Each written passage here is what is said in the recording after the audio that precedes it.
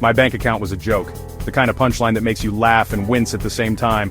Every time I opened my banking app, the numbers stared back at me like a dare. Go on, try to travel now. But the itch to see the world was stronger than my sense of financial responsibility. My wanderlust was serious, borderline incurable. I'd spend hours tracing imaginary routes across Europe, daydreaming about distant cities and wild landscapes, even as my wallet gathered dust. All I had to my name was a single, crumpled $100 bill. It wasn't just money, it was a ticket to possibility, a symbol of reckless hope. I held it up to the light, wondering if it could stretch as far as my dreams. With nothing but that bill and a battered backpack, I made a decision that was equal parts bold and foolish. I would backpack the Balkans. No itinerary, no guidebook, not even a list of must-see sites, just a vague sense of direction and a stubborn belief that adventure favors the unprepared. My friends thought I'd lost my mind. $100 for the whole trip? They pictured me trading my shoes for bus fare or sleeping in train stations. Their laughter was half concern, half amusement, but I could see a flicker of envy in their eyes.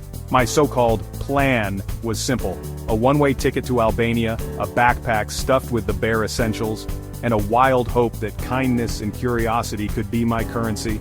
I figured if I could make it work anywhere, it would be here, in the heart of the Balkans. Americans love planning, spreadsheets, checklists, backup plans for their backup plans. Me? I had a passport, a crumpled bill, and a stubborn dream. I was about to test just how far you could get on optimism alone. The night before my flight, reality hit hard. $100 in New York barely covers 2 dinners, maybe a cab ride home if you're lucky. But in the Balkans, I was betting it could last me weeks, if I played my cards right, stretched every coin and learned to live like a local.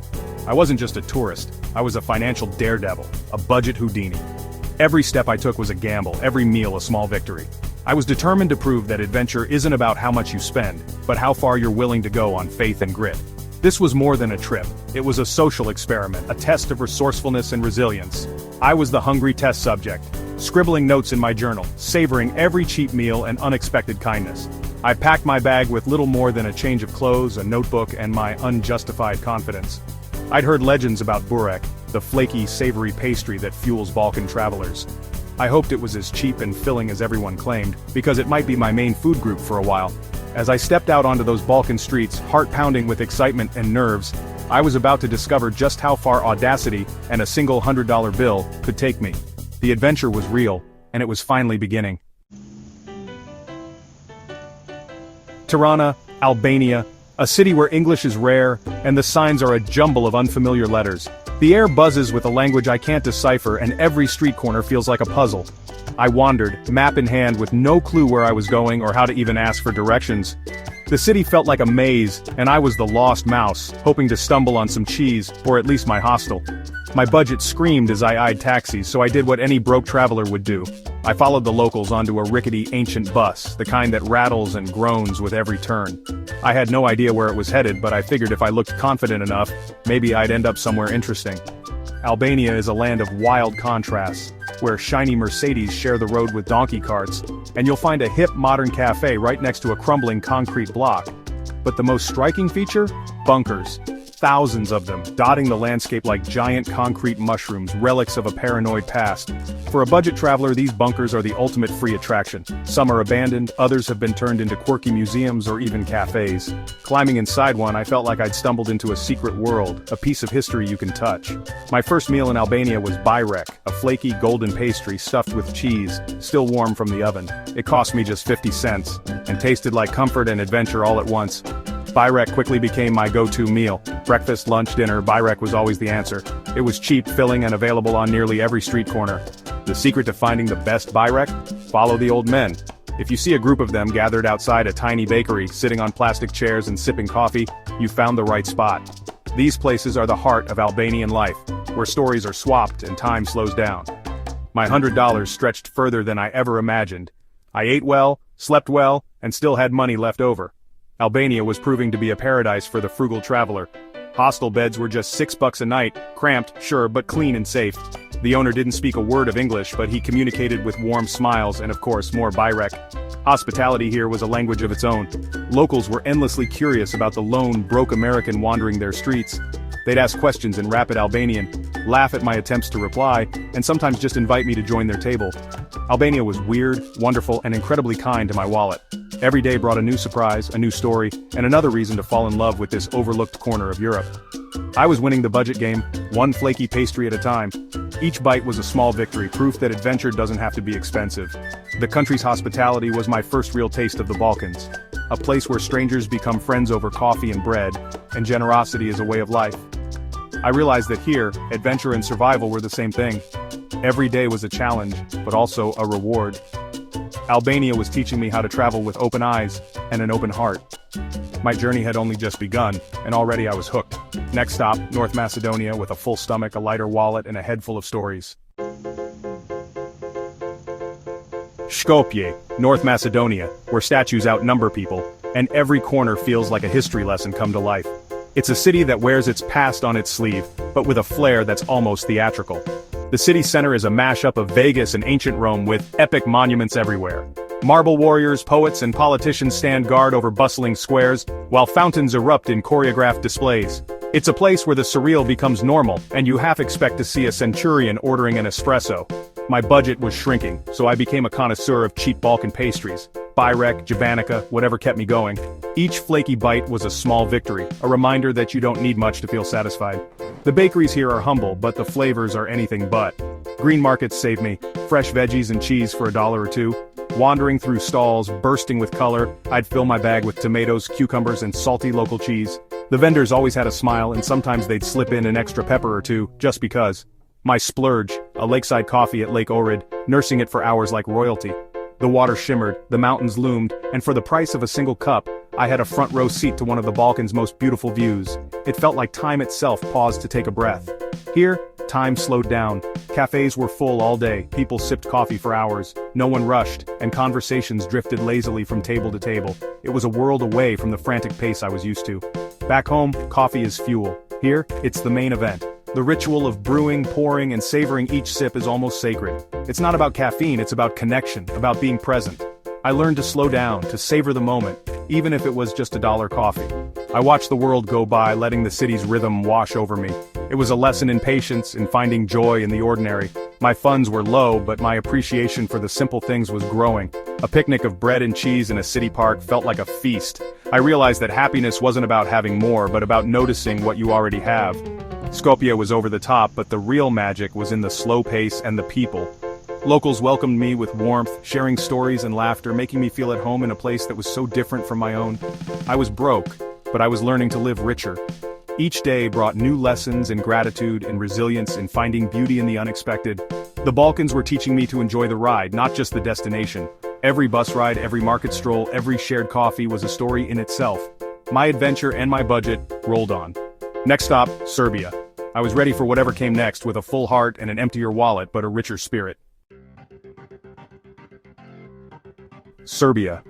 Suddenly everything was in Cyrillic and I was lost. I spent hours matching letters on my map to street signs, nearly wandering into a government building by mistake.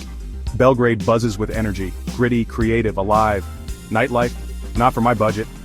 I bought a cheap beer and watched the river lights from a park bench. The real Serbian welcome rakia, a homemade fruit brandy that nearly knocked me out. My hostel owner Dragan handed me a shot. I survived, barely. Food was cheap and hearty. Pljeskavica, the Serbian burger, was a $2 feast. I was learning to navigate Cyrillic, survive on pastries, and embrace the chaos. Serbia was tough, but it made me resourceful. I was broke, confused, and having the time of my life. The Balkans were breaking me down and building me up. Every day was a lesson in humility and adaptation. I was surviving and thriving on less than I ever thought possible. Next, Bosnia and Herzegovina. Bosnia and Herzegovina. My funds, $20, public transport out, time to hitchhike. Standing roadside with a Sarajevo sign was humbling and terrifying. My first ride, a trucker who spoke no English but shared his lunch. Sarajevo's war scars were everywhere, but so was resilience. Wandering the old bazaar, visiting the Tunnel of Hope, I realized my struggles were nothing. In Mostar, out of money, I worked at a hostel for a bed and ate bread from the owner. My journey ended as it began, broke, hungry, but grateful. The Balkans had tested me, fed me, and taught me humility. I survived on kindness, not cash. My $100 challenge was absurd but unforgettable. I left with empty pockets and a full heart.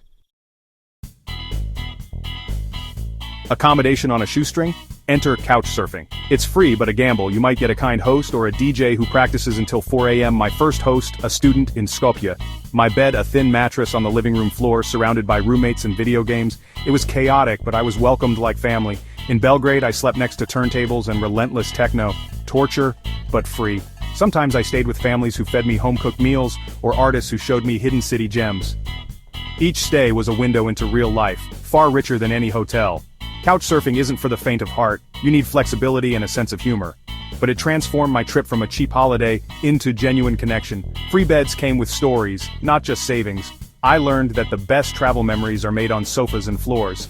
The gamble almost always paid off. Human connection was the real luxury. Food on $100? Forget restaurants. Follow the locals to bakeries and street stands. My diet burek, yogurt, and pljeskavica. Burek, flaky, stuffed pastry, was my constant companion, breakfast to dinner. I became a burek expert, debating cheese versus meat with locals. The secret weapon drinkable, tangy yogurt, at first weird, then perfect. The combo was the Balkan burger and shake, and it kept me going. When I splurged, it was on pljeskavica, a massive spiced meat patty and soft bread loaded with toppings. $2 for a feast that felt like luxury. My culinary tour was simple, cheap, and delicious. The best food is often the simplest, and the cheapest. I ate like a king, even on a peasant's budget. Burek and yogurt, the true fuel of my Balkan adventure. Struggling is obvious, and in the Balkans people notice and help. My trip was powered by small acts of kindness, a free pastry in Tirana, a bus guide in Macedonia, a shared lunch in Bosnia. Locals were curious. Why was an American traveling like this? My story confused them, but usually ended in laughter and more help. In Serbia, a stranger walked me to the right bus, spoke to the driver, and waited with me, just because. This happened again and again. My vulnerability became a bridge, not a barrier. In the Balkans, community matters. People share what little they have. I learned that asking for help isn't weakness, it's connection. The kindness I received was worth more than any budget. I left richer in human connection than I ever expected. The world felt smaller, friendlier, and more generous. My $100 bought me a lifetime of gratitude. Did I make it? Barely. I left Sarajevo with $0, a backpack full of memories, and a new appreciation for burek. By normal standards, the trip was a disaster, hungry, tired, and often uncomfortable. But it was absolutely worth it. The budget forced me into real life, not tourist life. I ate, traveled, and survived like a local, relying on goodwill and grit. Less money meant more adventure, more connection, more growth. I learned that adventure isn't about spending, but about openness. The world is kinder than we think, and I'm tougher than I thought. Would I recommend it? Maybe save up $200, but embrace the spirit. Leave the itinerary, talk to strangers, try the food, get lost. The best moments are unplanned, messy, and real. Trust the journey, and always trust the burek. My $100 Balkan dream was wild, ridiculous, and priceless. And I'd do it all again.